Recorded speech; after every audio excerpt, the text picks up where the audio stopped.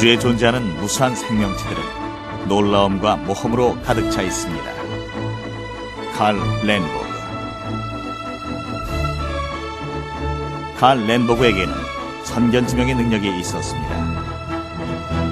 그는 꿈을 이루기 위해서는 어떤 노력도 아끼지 않았습니다. 그의 비전은 건강은 간단한 방법으로 개선할 수 있다는 것이었습니다. 모험, 재해, 불변의 법칙을 넘어서서 말려낸 건강기능식품을 개발하였고, 그 제품은 오늘날 수백만 명의 사람들의 생활 향상에 도움을 주고 있습니다. 칼 프랭클린 랜보그는 1887년 플로리다주에서 태어났으며 아버지는 스웨덴 사람으로 보석상이었습니다. 1915년 칼은 영양사의 총관리자가 되어 중국에 건너가게 됩니다.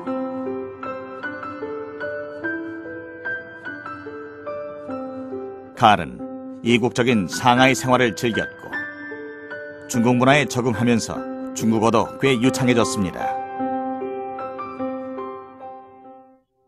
중국에서는 우유가 잘 팔리지 않았습니다. 중국인은 우유에 포함되어 있는 성분으로 설사나 구토 증세를 일으키는 경우가 많았기 때문입니다. 칼은 문화나 식생활이 건강한 삶에 많은 영향을 미치는 것을 깨닫게 되었습니다. 주로 신선한 야채나 과일 혹은 현미를 먹는 농민은 괴혈병이나 각기병에 걸리지 않는 것을 관찰력이 예리한 칼은 알아차릴 수 있었습니다. 괴혈병이나 각기병 등에 걸리는 사람은 주로 육류나 흰쌀을 먹는 유복한 중국인이었습니다. 건강기능식품이라는 아버지의 아이디어는 어느 날 갑자기 아버지의 뇌리에 스친 것이 아니라 10년간의 관찰에서 비롯된 것입니다. 아버지께는 보이는 것 전부가 퍼즐 조각과도 같습니다. 그는 서양의학과는 다른 동양의학에 매료되었습니다.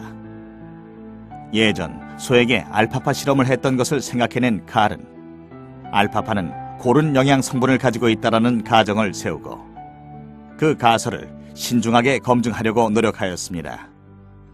아버지는 식물 원료로부터 영양소를 얻어내려 하였고 그것을 이용하여 식생활의 영양 밸런스를 맞출 수 있는 건강기능식품을 개발해 나갈 수 있을 거라 생각했습니다.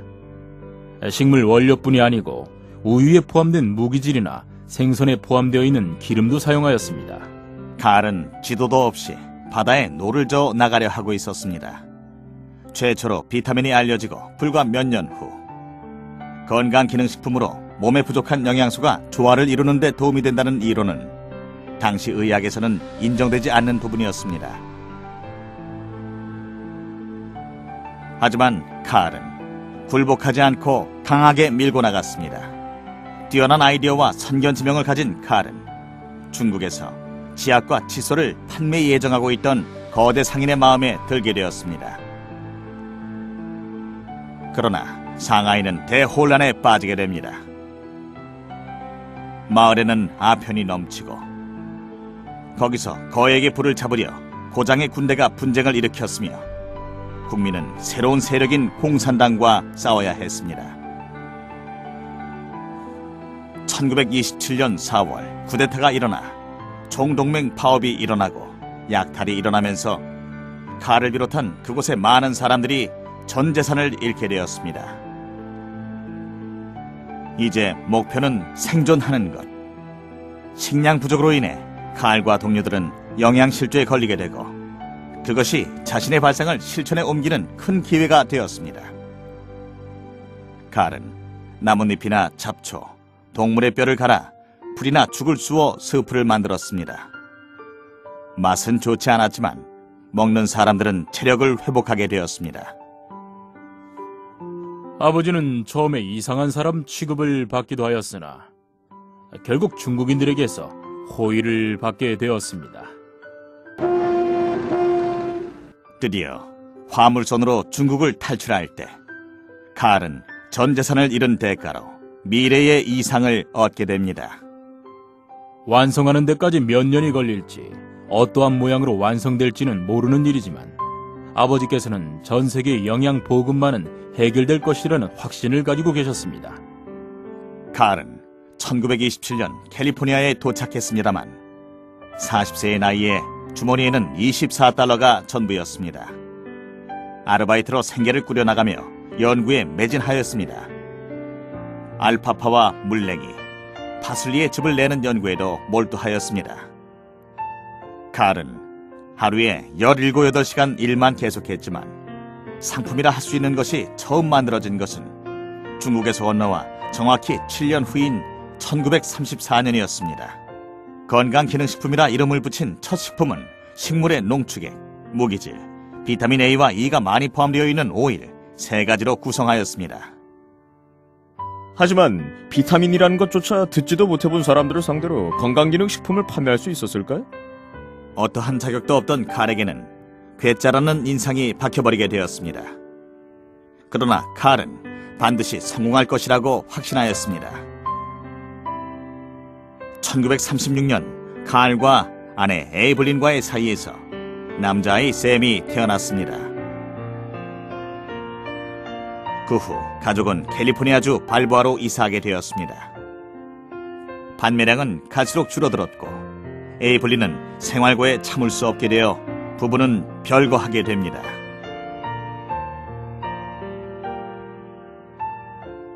칼 혼자만의 힘으로는 판매하는 것이 쉽지 않았었습니다. 그는 샌프란시스코의 약국으로 출발했지만 1년 동안에 24개 판매량 중에 23개의 반품이 들어왔다고 합니다. 칼의 일기에는 눈물 자국이 보일 정도였습니다. 비타민에 관하여 무엇 하나 모르는 사람들에게 판매하려고 하니까 잘 될 수가 없었겠죠. 1939년 그는 가게를 차리게 됩니다. 이번엔 LA의 어느 건물 안이었습니다. 뉴트릴라이트라는 이름을 보게 된 것은 어떤 화학 잡지였습니다. 뉴트리라이트. 최근 일주일간 생각해보았지만 이 이름이 점점 더 마음에 든다. 2개월 후 칼은 뉴트릴라이트라고 하는 이름의 회사를 설립하게 됩니다. 칼은 에이블린을 설득하여 샘을 캘리포니아로 부르게 됩니다. 샘은 병을 씻는 등의 일을 도우며 아버지를 깊게 이해하기 시작하였습니다. 아버지는 연못의 물을 살펴보기 위해 스스로 현미경을 만들었습니다. 그와 같이 망원경도 직접 만들어 별을 바라보며 그 아득한 거리와 아름다움에 취미를 가지곤 하셨습니다. 하지만 판매량은 획기적으로 늘어나지 못했고 1대1 미팅이나 강연 등 칼은 다양한 판매 방법을 모색하게 되었습니다. 남아프리카에서는 아주 유명세를 타고 있는 라디오 방송이 있었는데 아버지는 그 방송 관련 사람들과 잘 알게 되었고 방송 사회자가 작업장을 방문하게 되었습니다. 아버지는 나는 칼 램버고 건강기능식품을 개발하였다고 무료로 선전하게 되었습니다. 결국 칼은 대학에서 공부하며 윌리엄 캐슬베리 박사에게 가르침을 받습니다. 아버지는 캐슬베리에게 제품을 선보였습니다. 그는 상품을 아주 높게 평가했고 그 장래성에 강하게 호기심을 가지기도 하였습니다. 캐슬베리와 그의 파트너 리마이 티너는 뉴트릴라이트를 축으로 한 판매 회사를 설립하였습니다. 이 회사는 IBO의 판매 실적에 의해 각각의 이익을 나누는 시스템을 고안하였습니다. 칼은 드디어 제품의 개발 연구에 전념할 수 있게 되었습니다. 1946년 그는 앨리스 브룩과 결혼하였고 그녀는 급성장하는 회사의 경영을 도왔습니다. 비용을 절감하기 위해 가족은 공장을 캘리포니아 비에나 파크 농장으로 이전했습니다. 당시 무엇보다 성공한 IBO는 제이반 엔델과 리치 디보스였습니다. 뉴트릴라이트에서는 자기 자신의 비즈니스를 이끌어 나가는 것이 중요했습니다. 저희들은 뉴트릴라이트의 단순한 IBO가 아니라 자신이 만든 네트워크의 주인이었습니다. 언제든지 어디서든지 비즈니스를 하게 되고 그 노력에 대한 보수를 얻게 되었습니다. 1947년은 틀림없이 뉴트리라이트의 전성기였습니다. 1년 만에 실적이 2배가 되어 유명한 TV 방송에까지 나가게 되었습니다. 당시에 데니스 댄 쇼라고 하는 인기 방송에 뉴트리라이트를 제공하면서 잡지 등에 크게 광고를 하게 되었습니다. 60세의 칼에게 있어서는 세상의 비웃음에 견디며 일해온 것을 드디어 보답받는 시기였습니다. 뉴트릴라이트의 건강기능식품이 등장한 것은 비타민 상용화가 일어나기 전부터였습니다. 그러니까 칼은 건강기능식품 업계의 아버지인 것입니다. 그는 영양소에 대한 지식을 중요시할 뿐 아니라 식물에서 추출한 것들의 중요성도 알고 있었습니다.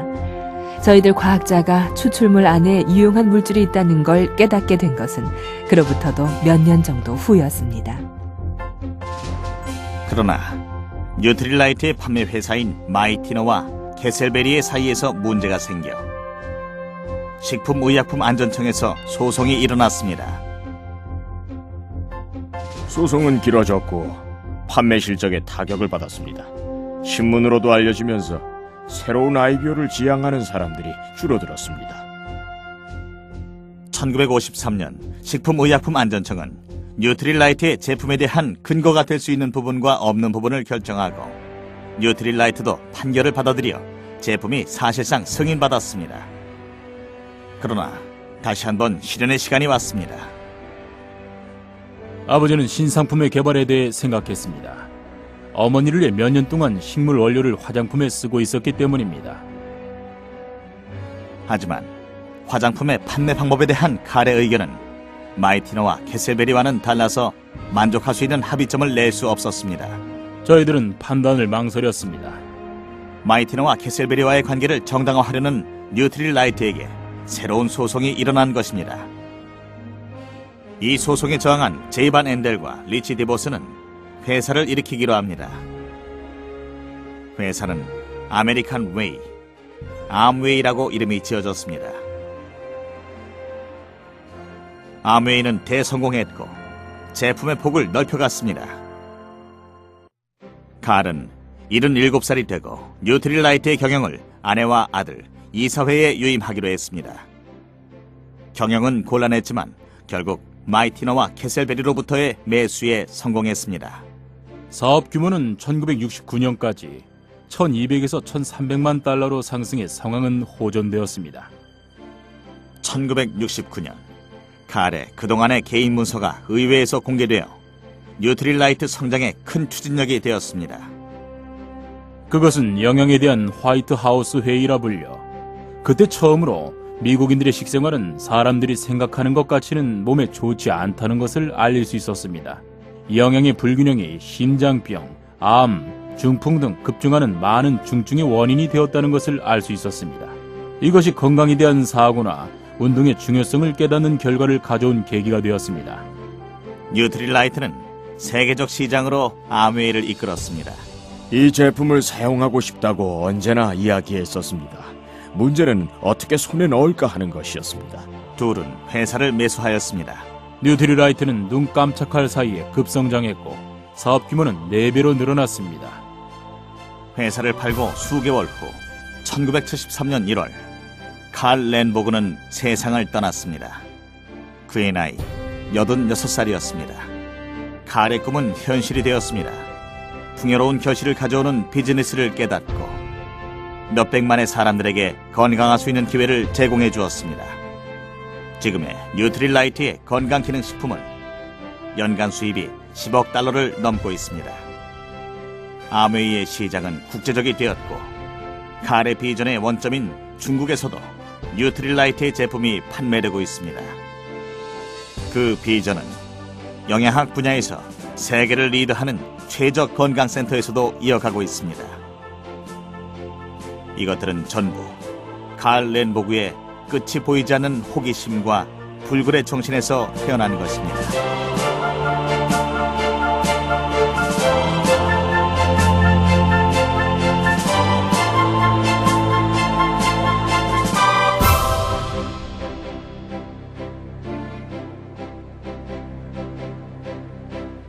아버지는 줄곧 이야기하셨습니다.